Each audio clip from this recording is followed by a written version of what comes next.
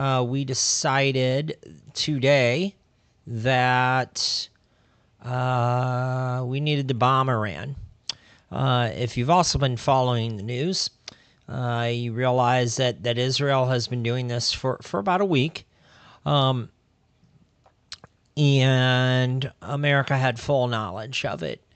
And Donald Trump, rather foolishly, President Donald Trump, he is the president. I'll respect him for that. He has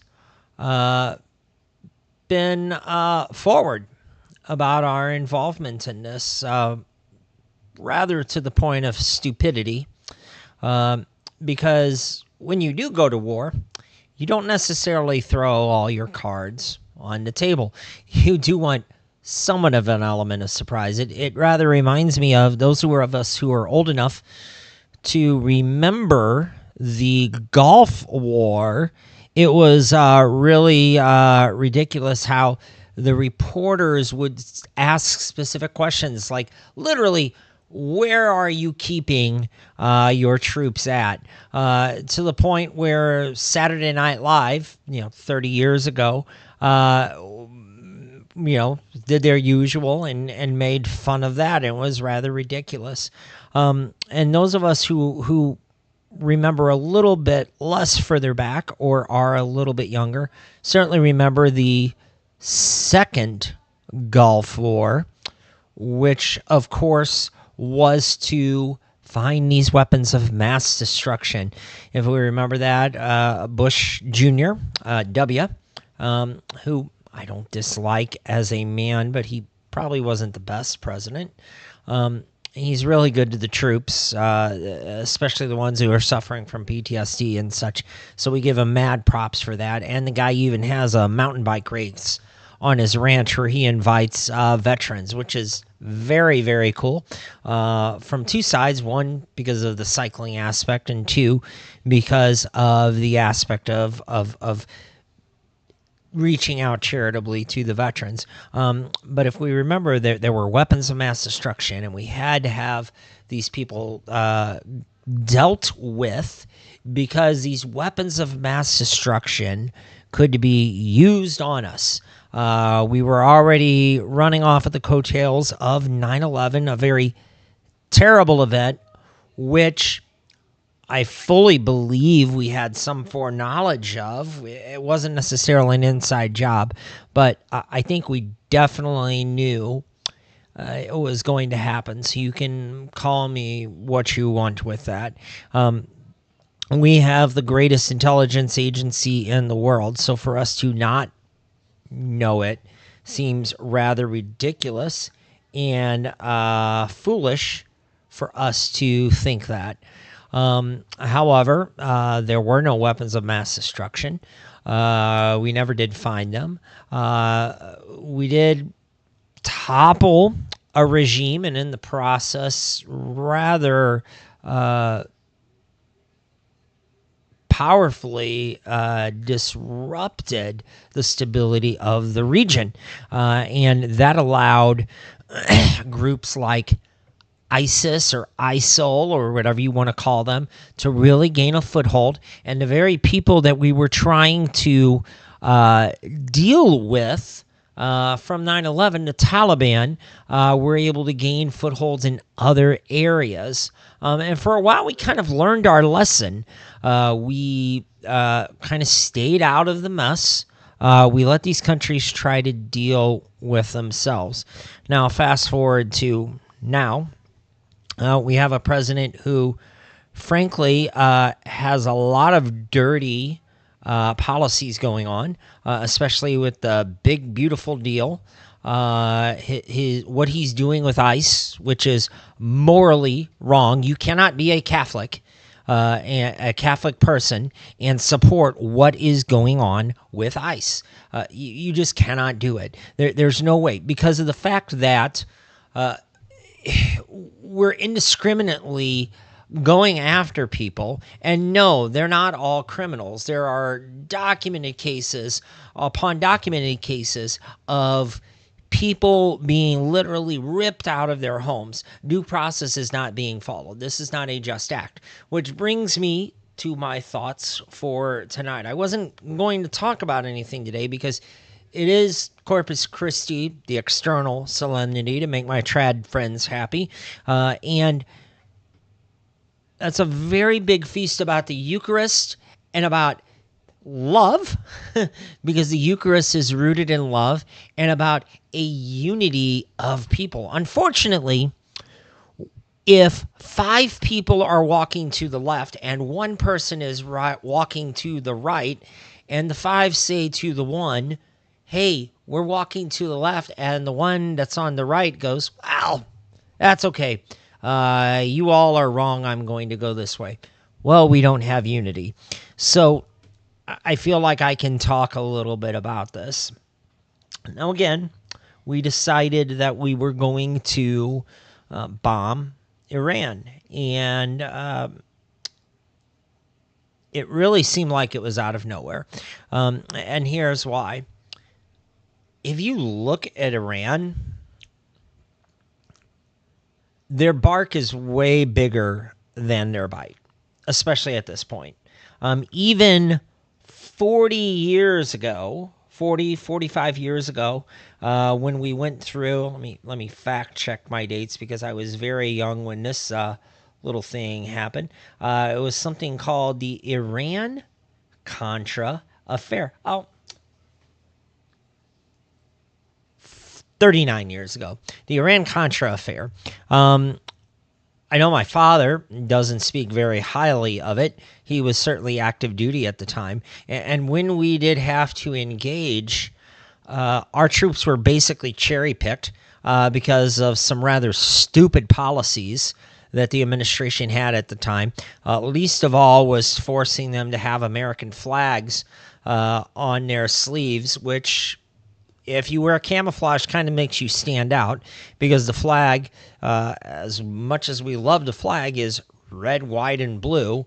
Really doesn't blend in with brown, black, sand-colored things that you would normally wear in desert warfare. So again, we're functioning off of this premise of there's essentially some big bad thing that Iran is able to do. I'm going to tell you something. Iran can barely feed its own people. Iran can barely handle its own people. It's a totalitarian regime run by the Ayatollahs. They are a strict, I believe they're Shiite Muslims, and they're a very strict sect of Islam that has played into these Ayatollahs, who are basically the supreme religious leaders, and everything goes back to this religious rhetoric. I would equate it to, at the time, the Holy Roman Empire kind of took its marching orders not so much from the Holy Roman Emperor, but more so from the Pope. And you see these things in situations like the Crusades, etc. So we decided that this would be a thing that needed to happen, and we've 100% owned it. And rather foolishly said, yeah, we dropped these bombs today. Now, the Iran-Contra affair was an attempt at trying to negotiate with Iran at the time, and we also keep repeating this, and there go my dogs. We also keep repeating this routine, right? We sell weapons to people, then they go and use the weapons for things that we don't want them to use them for, and then we have to turn around and act, and we throw our hands up and say, we don't know why these folks keep doing this. Well, they keep doing it because we're trying to instill our form of values on a society that intellectually is not there and culturally is not there. If you know anything about these strict Muslim nations, is that they very much believe that every aspect of their life is holy war. So there's a very fine line from them saying, I'm going to fight against my vices, to your culture is my vice. In fact, these countries often refer to us as the great Satan. And sometimes they aren't always incorrect. We have abortion in this country. We treat women like they're props, and we glorify it and treat their sexuality as if it was something to laud and lust after, rather than protecting the sacred dignity that the church teaches about women, motherhood, femininity, about sacred femininity. And I won't go into that here because, one, I'm not a woman, and two, you could certainly do your own research on that. So these countries quintessentially aren't going to think the way we were. And with Iraq, we rather stupidly thought, hey, we'll just give them some good old-fashioned America democracy. That didn't work. It further disoriented the countries and their culture and the stability of the region. And that's probably what's going to happen again here. We're going to probably see this through the conclusion because our president is incredibly egotistical, and he also needs to have a distraction right now. He's trying to push through agendas in this country that people are pushing back on, and he needs the heat somewhere else. And in reality, at the end of the day, that only causes the people that are involved in this to lose. Now, some of you who I know to be Catholics, you go to church and you certainly go to Mass every week. So good job there. You're following your duties. But you'll often say, well, these things are allowed because we have no way to stop these people. Now, if we go back and we look at, in the Catechism, page 555, if you have a book, paragraph 23. I'm going to start with 2307. And this applies both to wars as well as abortion. The fifth commandment forbids the intentional destruction of human life. Oh, we'll also throw euthanasia in there as well.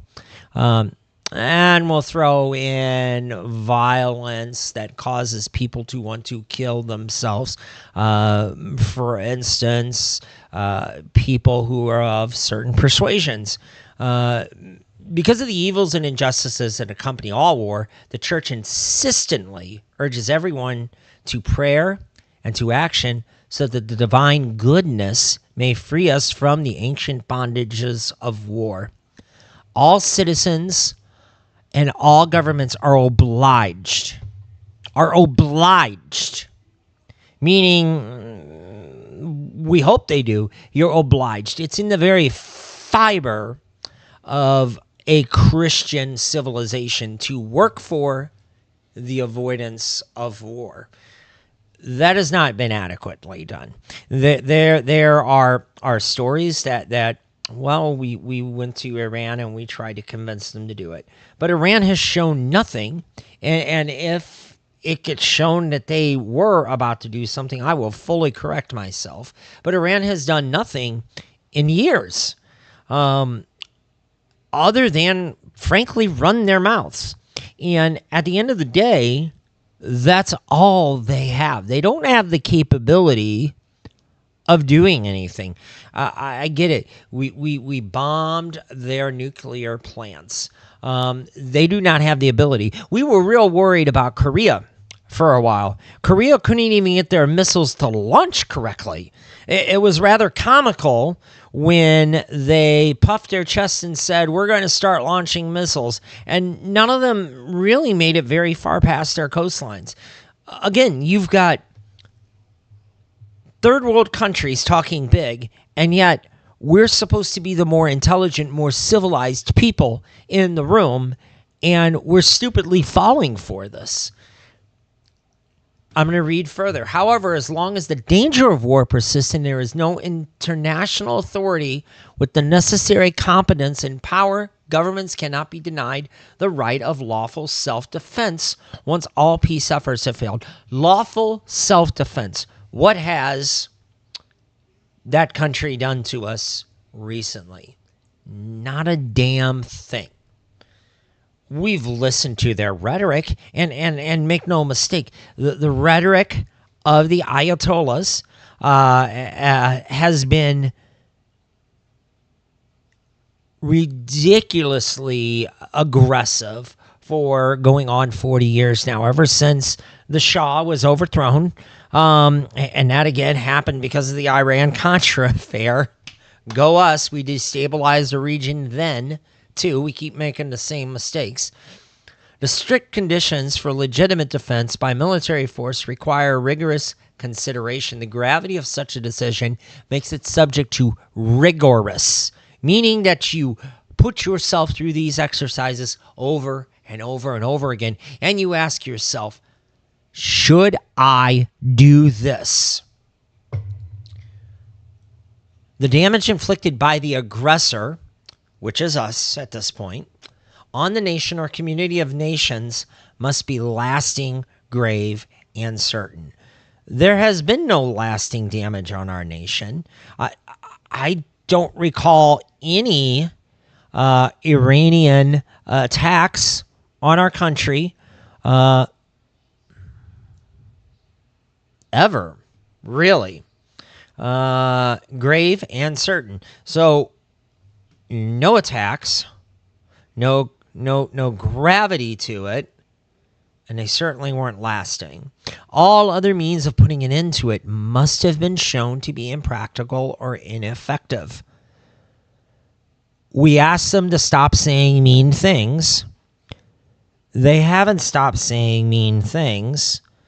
So that necessitated us first using Israel as muscle and then dropping our own bombs on them. Further, there must be serious prospects of success. I would argue we will not be successful. We have, in the past 20 years, neutered our armed forces to the extent that they are a shadow of their former selves. The use of arms must not produce evils and disorders graver than evil to be eliminated. The power of modern means of destruction weighs very heavily in evaluating this condition. So we see that none of this has been met. And then we'll go down to 2239. Those who are sworn to serve their country in the armed forces are servants of the security and freedom of nations. If they carry out their duty honorably, they truly contribute to the common good of the nation and maintenance of peace. What a bag for our troops to have to deal with. These are good men, good women, who are now being forced to engage in a war that really does not make sense. So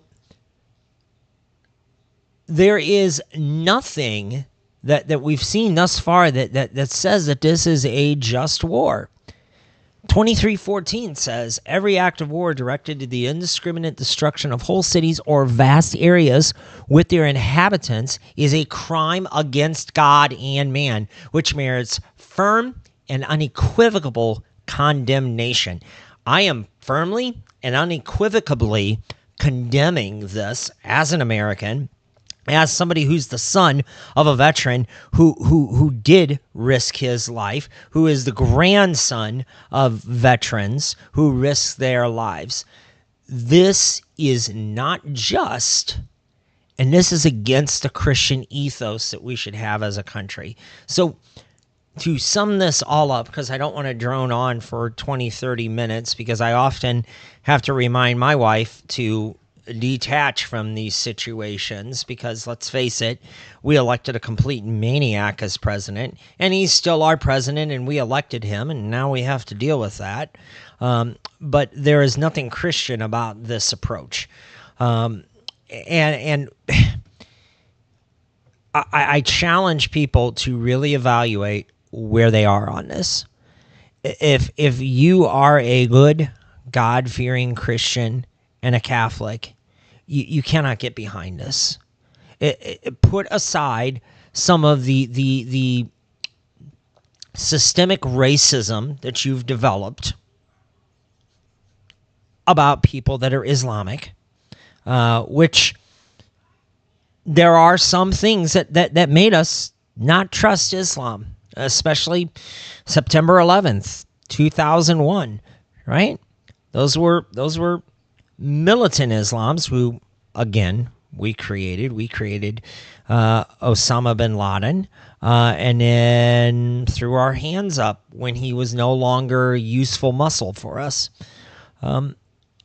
Ask yourself, is this what the church teaches about this? Is this what the catechism teaches about this? I know Pope Francis spoke against these things, and I got to think that Pope Leo will be speaking against these things soon. So please reevaluate your position on this. Think about, I'll go with the stupid phrase from the mid-2000s, which we're wearing on little bracelets now again. What would Jesus do? Would Jesus sit there and listen to somebody who's running their mouth and say, you know what? There's no way to stop you, so I'm going to rain down fire in heaven on you? Or would he maybe talk to these people and try to figure out where the source of their angst is from?